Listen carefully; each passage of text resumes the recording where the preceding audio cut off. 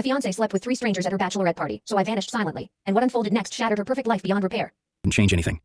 The next morning, Mia got up early to get ready for work. She kissed me on the forehead before leaving and said, "I can't wait to see you tonight, babe." I smiled and said, "Me too." The second Mia left for work, I started moving. I didn't even sit down to have coffee or think about what I was doing. I just grabbed my duffel bag from the closet and started packing. Clothes, toiletries, my laptop, chargers, whatever I could fit without making a mess.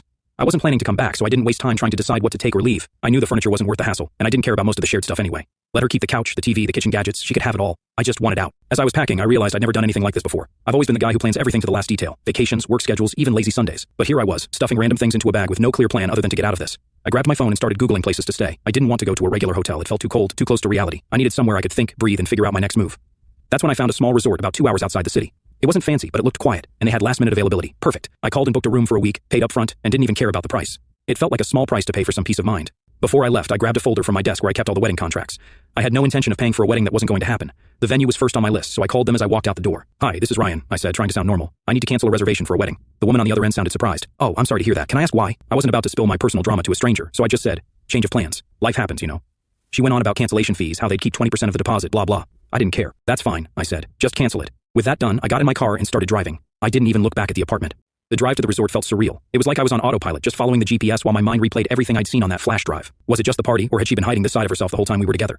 I stopped at a gas station halfway there to grab some snacks and water. While I was paying, my phone started buzzing in my pocket. I didn't even have to look to know it was Mia. I ignored it, but the buzzing didn't stop. Text after text, call after call.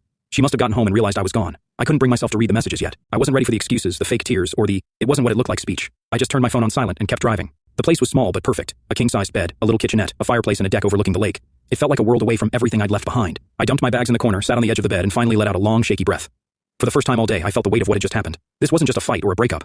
I'd left behind my fiancée, my home, and the life I thought I was building. I spent the rest of the day unpacking, but it felt weird to see my stuff in this unfamiliar space. I kept expecting Mia to call out from the other room or ask me what I wanted for dinner. Every little sound made me jump, like she was going to walk in at any moment.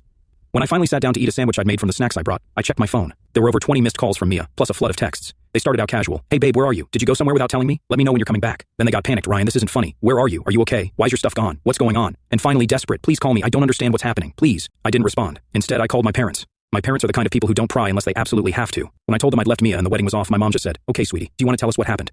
I kept it vague. "She wasn't who I thought she was," I said. My dad chimed in, "Good for you, son. Better to find out now than later."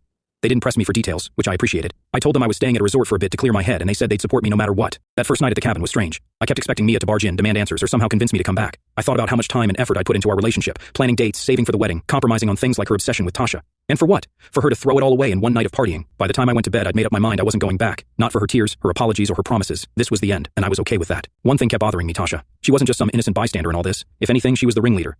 That video wasn't just a candid recording of the night, it felt like a trophy.